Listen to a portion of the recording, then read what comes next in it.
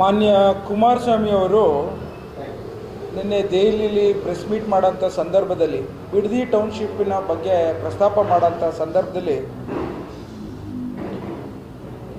ಕುಣಿಗಲ್ ತಾಲೂಕನ್ನು ಬೆಂಗಳೂರು ದಕ್ಷಿಣ ಜಿಲ್ಲೆಗೆ ಸೇರಿಸೋವಂಥ ವ್ಯಾಪ್ತಿಗೆ ಸೇರಿಸೋವಂಥ ಒಂದು ಪ್ರಯತ್ನವನ್ನು ಮಾಡೋವಂಥದ್ದನ್ನು ಡಾಕ್ಟರ್ ರಂಗನಾಥ್ ಅವರು ಮಾಡ್ತಾ ಲೂಟಿ ಮಾಡಿದ್ದಾರೆ ಅನ್ನೋ ಒಂದು ಆಪಾದನೆಯನ್ನು ಆರೋಪವನ್ನು ಮಾಡಿದ್ದಾರೆ. ಆ ಕಾರಣಕ್ಕೋಸ್ಕರ ನಾನೊಬ್ಬ ಡಾಕ್ಟರ್ ದೊಡ್ಡಯ್ಯನವ್ರ ಮಗ, ಮಧ್ಯಮ ಕುಟುಂಬ ವರ್ಗದಿಂದ ಬಂದಿರೋಂಥ ನಾನು ಕುಣಿಗಲ್ ತಾಲೂಕಿನ ಜನ್ಮವನ್ನು ಕೊಟ್ಟು ಇವತ್ತು ರಾಜಕೀಯದ ಜನ್ಮವನ್ನು ಕೊಟ್ಟಿರೋಂಥ ಕುಣಿಗಲ್ ತಾಲೂಕಿನ ಮತದಾರರ ಆಸೆ ತಕ್ಕಂತೆ ಬಡವರ ದೀನದಲಿತರ ಒಂದು ಬದುಕಿಗೆ ಸಹಕಾರ ಆಗುತ್ತೆ. ಒಬ್ಬ ವೈದ್ಯನಾಗಿ, ಒಬ್ಬ ಮಾನವನಾಗಿ, ಮನುಷ್ಯನ ಗುಣಗಳಾಗಿ ವೈದ್ಯನ ಗುಣಗಳಲ್ಲಿ ನಡೀತಾ ಇದ್ದೇನೆ. ಈ ಆರೋಪ ನನಗೆ ಭಾಳ ಬೇಸರ ಆಯಿತು. ಇವತ್ತು ಅವ್ರ ಮನೇಲಿ ಏನೇ ವಿಚಾರಗಳು ಮಾಡಿದ್ರೂ ಸಹ ಯಾವುದೇ ಒಂದು ವ್ಯವಸ್ಥೆಯ ಬದಲಾವಣೆಗಳನ್ನು ನೀವು ನೋಡಿದ್ದೀರಿ. ಅದನ್ನು ಮಾಡಿದ್ರೆ ಎಲ್ಲದೂ ಒಳ್ಳೆಯದೇ. ಇವತ್ತು ಬೇರೆ ಮಕ್ಕಳುಗಳನ್ನ ಬಗ್ಗೆ ಅಷ್ಟು ಹಗುರವಾಗಿ ಆರೋಪ ಮಾಡೋಂಥದ್ದು, ಲೂಟನ್ನು ಒಂದು ಪದ ಬಳಕೆ ಮಾಡಿರೋಂಥದ್ದು ಸರಿಯಲ್ಲ ಅನ್ನೋ ವಿಚಾರಕ್ಕೆ ನಾನು ನಿಮ್ಮ ಮೂಲಕ ಅವ್ರಿಗೆ ಹೇಳಲಿಕ್ಕೆ ಬಯಸ್ತಾ ಇದ್ದೇನೆ. ಇವತ್ತು ಅವರಷ್ಟು ಅನುಭವ ಇಲ್ಲ. ಅವರು 2 ಬಾರಿ ಮುಖ್ಯಮಂತ್ರಿ ಆದವರು. ಅವರು ಮುಖ್ಯಮಂತ್ರಿ ಕೆಳಗಡೆ ನಾನೊಬ್ಬ ಶಾಸಕನಾಗಿದ್ದೆ. ನಾನು ಅಪಾರವಾದಂಥ ಗೌರವ ಇಟ್ಕೊಂಡಿದ್ದಂಥ ಸಂದರ್ಭದಲ್ಲಿ ಇವತ್ತು ಕಾಮಾಲೆ ಕಣ್ಣಿನಲ್ಲಿ ನೋಡ್ಕೊಂಡು ಲೂಟಿ ಅನ್ನೋ ಪದವನ್ನು ಬಳಕೆ ಮಾಡಿ ನನಗೆ ನೋವನ್ನುಂಟು ಮಾಡಿರೋಂಥದ್ದನ್ನು, ಭಾಳ ಬೇಸರ ತಂದಿರೋಂಥದ್ದನ್ನು ನಿಮ್ಮ ಜೊತೆ ಹಂಚ್ಕೋತಾ ಇದ್ದೇನೆ. ಇವತ್ತು ಒಂದು ಮಾತಿನ ಹೇಳೋಕ್ಕೆ ಇಷ್ಟಪಡ್ತೇನೆ. ಅವರ ಮಾತುಗಳು, ನಡವಳಿಕೆಗಳು ಈ ನಡುವೆ ಅಸ್ಥಿರತೆ ಮತ್ತು ಹತಾಶೆಯ ಮನೋಭಾವನೆ ಕಾಣಿಸ್ತಾ ಇದೆ. ಇವತ್ತು ನಮ್ಮ ನಾಯಕರಾಗಿದ್ದಂಥ DK ಶಿವಕುಮಾರ್ ಸಾಹೇಬರು ಪ್ರಬಲವಾಗಿ ಇಡೀ ರಾಜ್ಯದಲ್ಲೇ ಹಳೆ ಮೈಸೂರು ಜೊತೆಗೆ ಸೇರಿ ಇವತ್ತು ಅಭಿವೃದ್ಧಿಯ ಒಂದು ಪಥದಲ್ಲಿ ತೆಗೆದುಕೊಂಡು ಹೋಗ್ತಿರೋದನ್ನು, ಅವ್ರ ಬೆಳವಣಿಗೆ ನೋಡಿ ಅವರು ಸಹಿಸದೆ ಹತಾಶೆ ಮನೋಭಾವದಲ್ಲಿ ಹೇಳಿಕೆಗಳನ್ನು ಕೊಡ್ತಾ ಇದ್ದಾರೆ. ಇದೇ ಕೆಲಸ ಏನು ಇವತ್ತಿನ ದಿನ ಬಿಡದಿಲಿ ಟೌನ್ಶಿಪ್ಪಲ್ಲಿ ಮಾತನಾಡ್ತವ್ರಲ್ಲ, ಅದು ಅವ್ರ ಸಂದರ್ಭದಲ್ಲಿ ಶುರುವಾದಂಥ ಕೆಲಸ. ಅವ್ರು ಮಾಡ್ತಿರ್ಬೇಕಾದ್ರೆ ಪಾವನ ಪವಿತ್ರವಾಗಿತ್ತಂತೆ. ಇವತ್ತು ಅದೇ ಕೆಲಸವನ್ನು ನಮ್ಮ ಮುಖ್ಯಮಂತ್ರಿಗಳು DK ಶಿವಕುಮಾರ್ ಸಾಹೇಬರು ಮುಂದುವರ್ಸೋಂಥ ಕೆಲಸ ಮಾಡಿದ್ರೆ ಮಾತ್ರ ಅಪವಿತ್ರವಾಗಿದೆ. ಇದು ನಿಮಗೆ ನಾನು ಕೇಳೋಂಥ ಪ್ರಶ್ನೆ, ತಾನು ಮಾಡಿದ್ರೆ ಶ್ರೇಷ್ಠ, ಪರರು ಮಾಡಿದ್ರೆ ನಿಕೃಷ್ಟ ಅನ್ನೋ ಒಂದು ವ್ಯವಸ್ಥೆ ನಿಮ್ಮ ಚಿಂತನೆ ಆಗಿರೋಂಥದ್ದು. ನಾನು ಮತ್ತೊಮ್ಮೆ ಇವತ್ತು ಈ ಒಂದು ತಮಗೆ ನಿಮ್ಮ ಸ್ಟೇಚರ್ಗಲ್ಲ ಈ ಮಾತುಗಳು. ನೀವು ಇವತ್ತಿನ ದಿನ ಕರ್ನಾಟಕ ರಾಜ್ಯಕ್ಕೆ ಮಂತ್ರಿಗಳಾಗಿ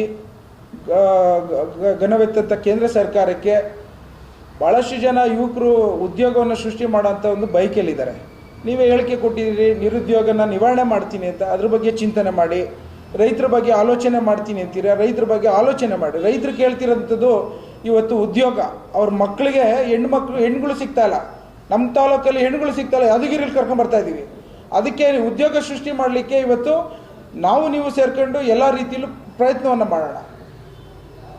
ಸುಮ್ಮನೆ ನಿಮ್ಮ ವಿಚಾರಗಳಲ್ಲಿ ವಿರೋಧ ಮಾಡೋರಿಗೆಲ್ಲದಕ್ಕೂ ಎಲ್ಲ ವಿಚಾರದಲ್ಲೂ ತೇಜೋವಧೆ ಮಾಡೋದು, ಡಿಮೋರಲೈಸ್ ಮಾಡೋದು, ಟೀಕೆ ಮಾಡೋದು, ಇದು ನಿಮ್ಮ ಘನತೆಗೆ ಸರಿಯಿಲ್ಲ ಅಂತ ನಾನು ಇವತ್ತು ಹೇಳಲಿಕ್ಕೆ ಇಚ್ಛೆಪಡ್ತೇನೆ. ನಾನು ಅದೇನೋ ವಚನ ಇದೆಯಲ್ಲ, ಕಲಬೇಡ ಕುಲಬೇಡ, ಉಸಿಯ ನುಡಿಯಬೇಡ, ಮುನಿಯಬೇಡ, ಅನ್ಯರಿಗೆ ಅಸಹ್ಯ ಪಡಬೇಡ. ಇವತ್ತೇನು ತನ್ನನ್ನು ಬಣಿಸಬೇಡ, ಇದೇ ಬಹಿರಂಗ ಶುದ್ಧಿ ಅಂತರಂಗ ಶುದ್ಧಿ ಅನ್ನೋದೊಂದು ವಚನ ಇದೆ. ಅದನ್ನು ಅಳವಡಿಸ್ಕೊಂಡು ನಾವೆಲ್ಲ ಬದುಕೋಣ. ನನಗೆ ಭಾಳ ಬೇಸರ ಆಗಿದ್ದ ಮಾತನ್ನು ಇವತ್ತು ನಾನು ಜನರಿಗೆ, ಕುಣಿಗಲ್ ತಾಲೂಕಿನ ಮತದಾರ ಬಂಧುಗಳಿಗೆ ಭಾಳಷ್ಟು ಜಾಣರಿದ್ದಾರೆ. ಹೌದು, ಲೂಟಿ ಮಾಡಿದ್ದೀನಿ ಅಂತ ಹೇಳ್ತೀರಲ್ಲ, ಅವರ ಪ್ರೀತಿನ ಲೂಟಿ ಮಾಡಿದ್ದೇನೆ, ಅವರ ವಿಶ್ವಾಸವನ್ನು ಲೂಟಿ ಮಾಡಿದ್ದೇನೆ. ಆದರೆ ನಿಮ್ಮ ಚಿಂತನೆಯಲ್ಲಿರೋಂಥ ಲೂಟಿನ ನನಗೆ ಅದ್ರ ಬಗ್ಗೆ ನನಗೇನು ಗೊತ್ತಿಲ್ಲ. ಇವತ್ತು ನೀವು ಹಲವಾರು ಬಾರಿ ನಿಮ್ಮ ಮಾತುಗಳು, ನಿಮ್ಮ ನಡವಳಿಕೆ ಭಾಳ ವಿರುದ್ಧವಾಗಿದೆ. ನಾನು ತಿಳಿದಂಗೆ ನಿಮ್ಮಿಂದ ನಾವು ಅಪೇಕ್ಷೆ ಪಡೋಂಥದ್ದು ಏನು ಅಂತಂದರೆ, ಯಾವ ರೀತಿ ನಡ್ಕೋಬೇಕು ಅನ್ನೋ ರೀತಿ ನಿಮ್ಮ ಜೀವನ ಮಾದರಿ ಆಗಿರಬೇಕು, ನಿಮ್ಮ ಮಾತುಗಳು ಮಾದರಿ ಆಗಬೇಕು. ಆದರೆ ಯಾವ ರೀತಿ ನಡ್ಕೋಬಾರ್ದು ಅನ್ನೋ ರೀತಿಯಲ್ಲಿ ನೀವು ಹೋಗ್ತಾ ಇದ್ದೀರಿ. ದಯವಿಟ್ಟು ಈ ಥರ ಪದ ಬಳಕೆಗಳನ್ನು ಮಾತನಾಡಿ ನಮ್ಮಂಥ ಯುವಕರಿಗೆ ನೋವು ಮಾಡೋಂಥದ್ದನ್ನು, ತೇಜೋವಧೆ ಮಾಡೋದನ್ನು ನಿಲ್ಲಿಸಿ. ಏನಾದ್ರು ಇದ್ದರೆ ನೀವು ಪ್ರೂಫ್ ತೋರಿಸಿ, ಎವಿಡೆನ್ಸ್ ತೋರಿಸಿ. ಅದು ಬಿಟ್ಟು ಈ ಥರ ಕುಣಿಗಲ್ ತಾಲೂಕನ್ನ ಅಭಿವೃದ್ಧಿಗೋಸ್ಕರ ಕೆಲವು ಚಿಂತನೆ ಮಾಡಬೇಕಾಗಿದೆ. ನೀವು ಬನ್ನಿ, ನಮಗೆ ಇಂದಿನ ಒಂದು ಏನು ಲಿಂಕ್ ಕೆನಾಲ್ಗೆ ಅವತ್ತು ಡಿ ಕೆ ಶಿವಕುಮಾರ್ ಸಾಹೇಬರು ಜಲಸಂಪನ್ಮೂಲ ಮಂತ್ರಿಗಳಾಗಿದ್ದಾಗ, ನೀವು ಮುಖ್ಯಮಂತ್ರಿಗಳಾಗಿದ್ದಾಗ ಏನು ಅನುಮೋದನೆ ಆದಂಥ ಲಿಂಕ್ ಕೆನಾಲನ್ನು BJPಯವ್ರನ್ನ ತಡೆ ಹಿಡಿದ್ರು. ಅವತ್ತು ನೀವು ಒಂದು ಮಾತಾಡಲಿಲ್ಲ.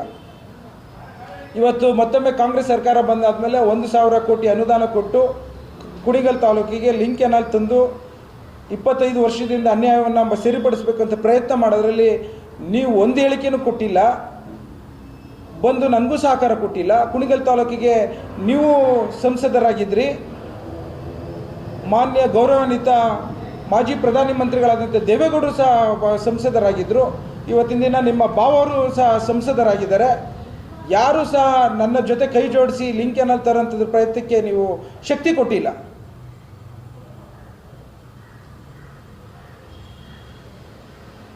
ಇವತ್ತು ನನ್ನಂಥವ್ರಿಗೆ, ನಾನು ಡಾಕ್ಟರ್ ದೊಡ್ಡಯ್ಯನವ್ರ ಮಗ, ನನಗೆ ಗೊತ್ತಿರೋದು, ನನ್ನ ಕೈಲಿರೋಂಥ ಕಷ್ಟಪಟ್ಟು ಕೆಲಸ ಮಾಡೋಂಥ ಚಿಂತನೆಯಲ್ಲಿದ್ದೀನಿ. ನಾನು ಬೆಳಗ್ಗೆಯಿಂದ ರಾತ್ರಿ ನನ್ನ ಕೈಲಿ ಎಷ್ಟು ಅವಕಾಶಗಳಿದೆಯೋ, ನನ್ನ ಕೈಲಿ ಎಷ್ಟು ನನ್ನ ಶಕ್ತಿ ಇದೆಯೋ ಆ ದಿಕ್ಕಿನಲ್ಲಿ ಪ್ರತಿದಿನ ಪ್ರತಿ ಗಂಟೆ ಕೆಲಸ ಮಾಡ್ತಿದ್ದೀನಿ ನನ್ನ ತಾಲೂಕಿನ ಜನಕ್ಕೋಸ್ಕರ. ನೀವು ಇಂಥ ಯುವಕರಿಗೆಲ್ಲ ಈ ರೀತಿ ಹೇಳಿಕೆಗಳು ಕೊಟ್ಟು ಈ ರೀತಿ ನೋವು ಮಾಡೋಂಥ ಕೆಲಸಗಳನ್ನು ಹಗುರವಾಗಿ ಮಾತಾಡೋಂಥದ್ದನ್ನು ನಿಲ್ಲಿಸಬೇಕು ಅನ್ನೋದಕ್ಕೋಸ್ಕರ ನಾನು ಇವತ್ತು ಈ ಒಂದು ಮಾಧ್ಯಮದ ಮೂಲಕ ನಿಮಗೆ ತಿಳಿ ಹೇಳ್ತಿದ್ದೀನಿ. ನಾನು ನಿಮ್ಮಷ್ಟು ದೊಡ್ಡವರಲ್ಲ. ನಾನು ನಿಮ್ಮಿಂದ ಏನು ಹೇಗೆ ಎಕ್ಸ್ಪೆಕ್ಟ್ ಮಾಡ್ತೀನಿ ಅಂದರೆ, ನಿಮ್ಮ ಅನುಭವ, ನಿಮ್ಮ ವಯಸ್ಸು, ನಿಮ್ಮ ಒಂದು ಅಧಿಕಾರದ ಒಂದು ವ್ಯವಸ್ಥೆ ಎಲ್ಲ ರೀತಿಯಲ್ಲೂ ಪ್ರೋತ್ಸಾಹಿಸಂಗೆ ಇರಬೇಕು ನಮ್ಮಂಥವ್ರನ್ನ. ಅದು ಬಿಟ್ಟು ಎಲ್ಲನೂ ಕಮಲೆ ಕಣ್ಣಲ್ಲಿ ನೋಡಬೇಕು ಅಂತೇಳಿ ನಿಮ್ಮ ಮಾತುಗಳನ್ನು ಮಾತಾಡ್ತೀನಿ ಅಂತ ಮಾತಾಡೋಕ್ಕೆ ಹೋಗ್ಬಿಡಿ. ಬೇಕಾದ್ರೆ ನಾನು ರಾಜಕೀಯ ಬಿಡ್ತೇನೆ.